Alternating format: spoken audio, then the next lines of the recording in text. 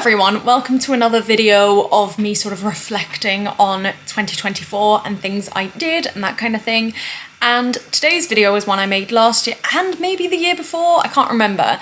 But basically every year for the last few years, I've been doing a year in emotion or a year in pixels, I think, in my bullet journal. And basically you just assign an emotion to each day of the year and you try and do it every day. Sometimes I forget and have to backtrack a little bit, but it just gives me an overview of how I was feeling and, you know, what was going on. Now, I think last year was the first year I decided to do 2 emotions in a day if I wanted to. And I just felt I needed to do that because you don't just experience 1 emotion in a day, and even 2 sometimes isn't enough. But I could have a super productive morning and then a very boring evening, or, you know, a very exciting morning and then a very frustrating evening, any kind of thing. There's just like, I don't know, there's just a lot. So like the last few years, I've made pie charts and I'm going to share them with you and talk through each month. Now, before we begin, I have obviously looked at it since because I had to make these pie charts, but I don't really remember much in terms of how it's all split. But I'm just going to go through each month from memory,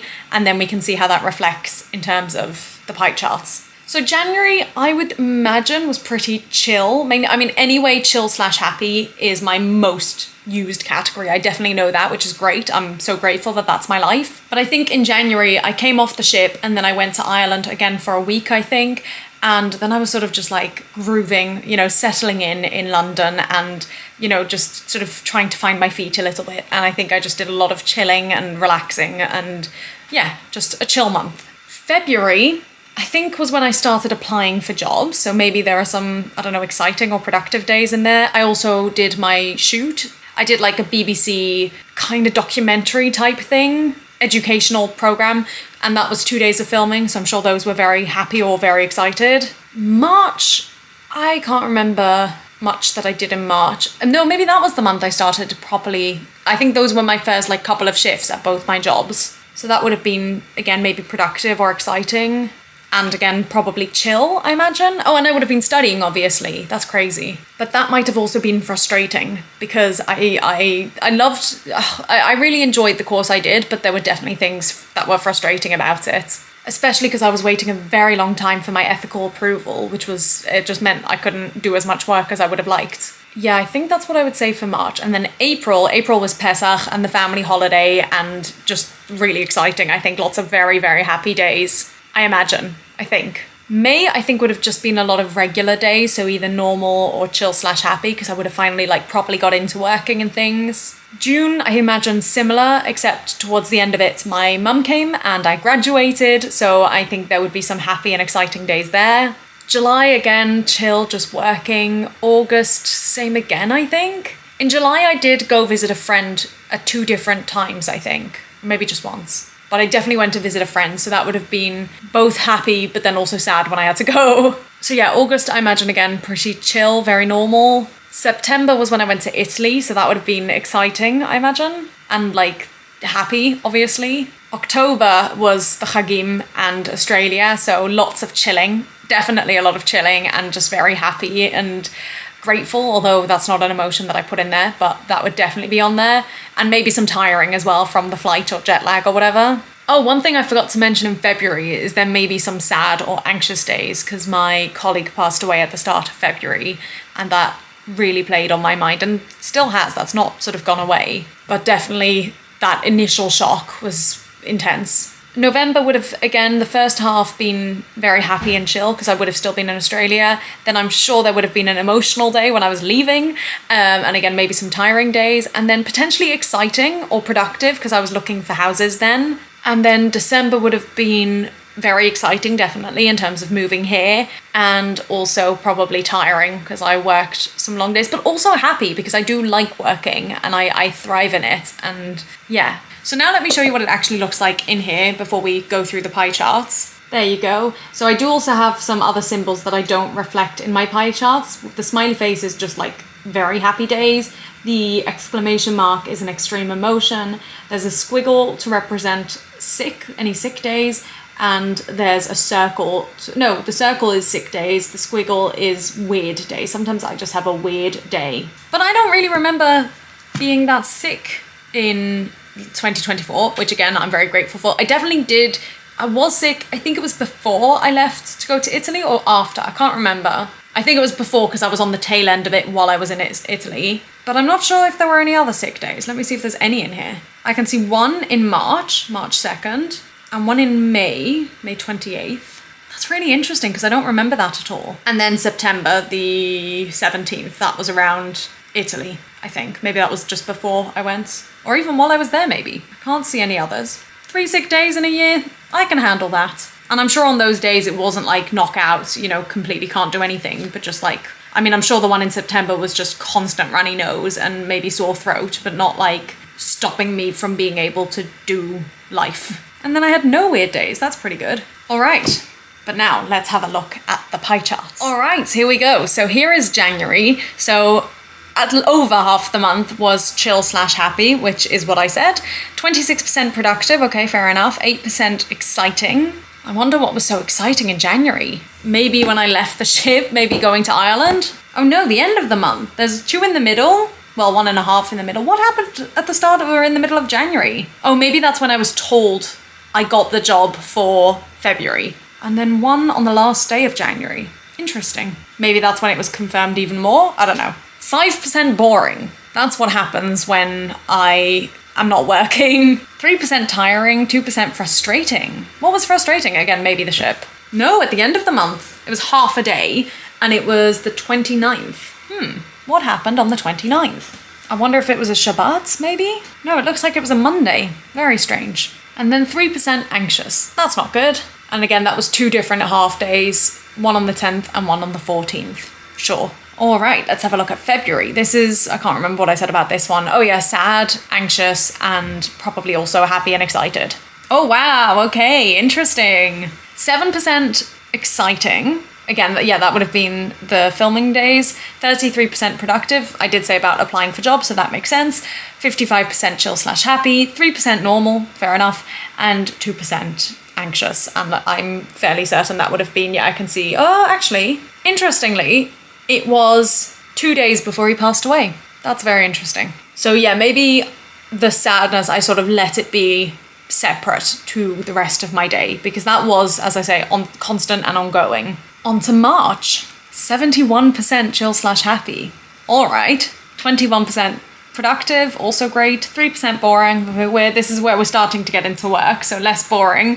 2% tiring, interesting, and 3% anxious. That was again 2 half days, apparently. 2 mornings, which is interesting because usually I find my anxiety is more at night. April, this is going to be a very happy month, I'm sure. Yeah, look at that. All the, like, anytime, so it's interesting, with the way I do my colours is basically I wanted to start with the colours that bring me the most joy. So like chill and happy is probably one of my favourite colours. This reflects very accurately what I've got in my notebook. So I like that sort of aqua colour, so that one's chill/happy. I like light blue, so that's productive. I like green, so that's why it's excited. The emotional can mean anything really. So that was the light green. And then as it gets more into colours I don't like, that's more emotions I don't really want to have as often.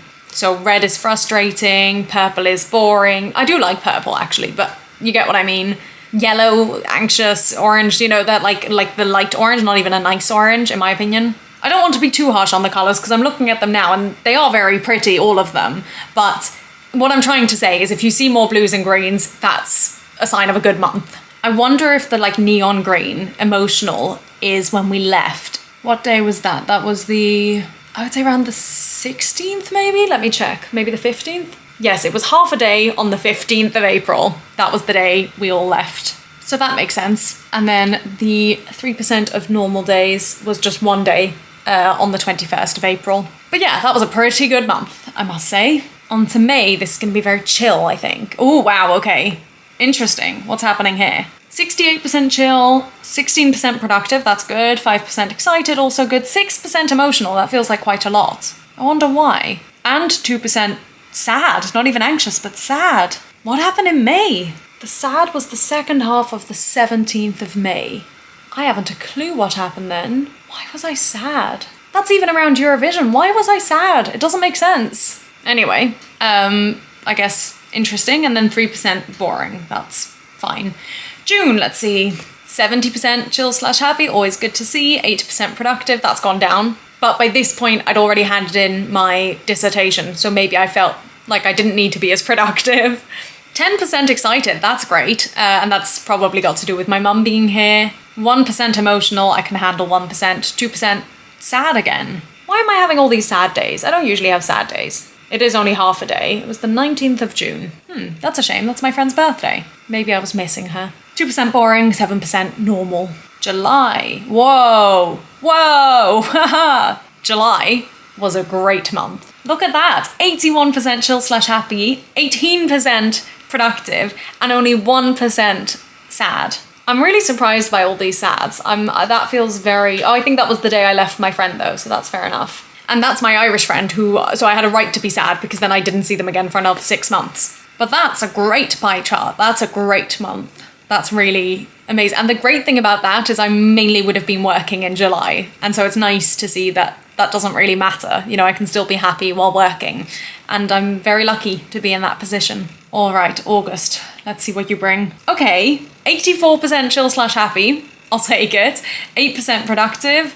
And then 1% emotional, 2% anxious, 2% tired or tiring, and 3% boring. Yeah, I mean, again, that was mainly a working month and not much else happening. So yeah, fair enough. September also looks good. I mean, I'm really loving these high percentages of chill/happy and productive. I like being productive. It makes me feel good. And then some exciting, some tiring, and some normal as well. Very cool. All right. And then we had October, which is going to be, I think, a month with emotions.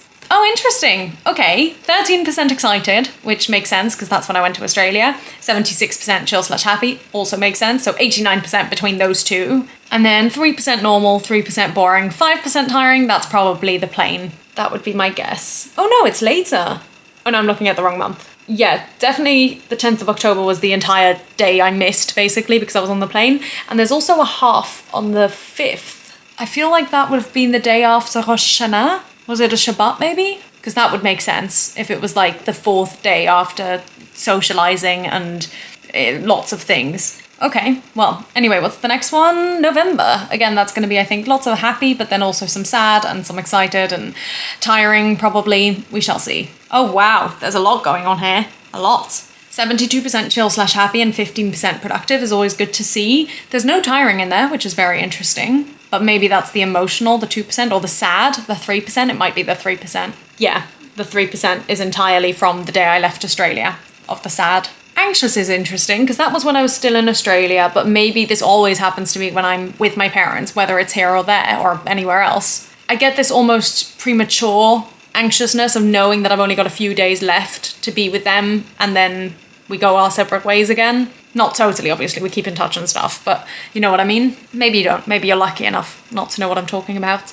But yeah, that's probably what that was. Because that was also, the second half of that day was emotional but happy. So, I don't know. Oh, do you know what that could be? If it wasn't my parents, it could have been the day I did my driving test, maybe? Because I was incredibly anxious in the morning. That would make sense. That would make a lot of sense for it to be anxious in the morning and then happy after. And then 3% normal. All right, and December. Oh, exciting and chill and happy, but not probably very productive, I wouldn't think. 69% chill/happy, 6% tiring. I did say we were getting more tired there, because also, not just was I working lots of long days towards the end of the month, also moving, even though it's exciting, is also tiring. And we have a pretty even split there of exciting and tiring. Still 11% productive and 7% normal, which is kind of crazy that I had any normal days in December, because it definitely didn't feel that way upon reflection. All right, and then finally I made a pie chart of the whole year, so let's have a look. And I think that's got the numbers as well.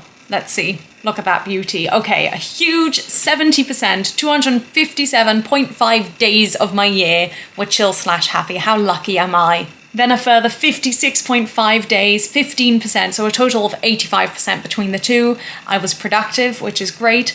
18 days, I was excited, another 5%, so that's 90% of my days were really, really, really positive. Or chill, but that's also positive. 6 days were emotional, 3 days were sad, only 3. 3 out of 365, 1%. We can handle that. 3.5 days were anxious, 0.5. I had half a day that was frustrating. Now, that's not to say I didn't have some frustrating moments. I certainly did. But if it's just a moment, then it doesn't overpower the day, for me, anyway. I'm very good at I think actually this helps me with it, but at not taking individual moments as, the be-all and end-all. If something frustrating happens, I won't let it eat at me. It'll be a moment and it's a shame and it's frustrating, but it'll pass and I'll move on with the rest of my day. I mean, the fact that that's only half a day really goes to show that even on the day where it did happen, it was still only half my day. It wasn't the entire day that was ruined. And again, I'm very aware of how lucky I am with that. Did we figure out why? No, it was the 29th of January. I have no idea. No idea. 6 days that were tiring, but a third of that was flying. 6 days that were boring. If I only have 6 days in my entire year that are boring, that's pretty good. And then 9 days that were normal, just regular days. Now for next year, I haven't changed it, but I've said normal/meh for normal, because I find sometimes normal isn't quite accurate, but it's also not a boring day. It's just meh, it just doesn't count for anything, but it's not boring. It's a write-off day kind of thing. So yeah, there's my year, and I'm curious to see what 2025 is going to be like. Hopefully even more happy days and even more exciting days. That would be great. And hopefully some less, I can't really ask for much less, but some less tiring and frustrating. Well, I definitely can't ask for that, but tiring, boring, anxious, sad days. I definitely want less sad days. Again, can't really complain when it's only 3, but I'd like it to be 0. And I think so far most days have either been chill or productive, but we're only not even 3 weeks into January as of when I'm filming this. Alright, so that's everything. I hope you enjoyed it, and I'll be back very soon with another video, probably a vlog or a running video or something. Let me know how you feel your year was and what you're hoping for 2025. Bye!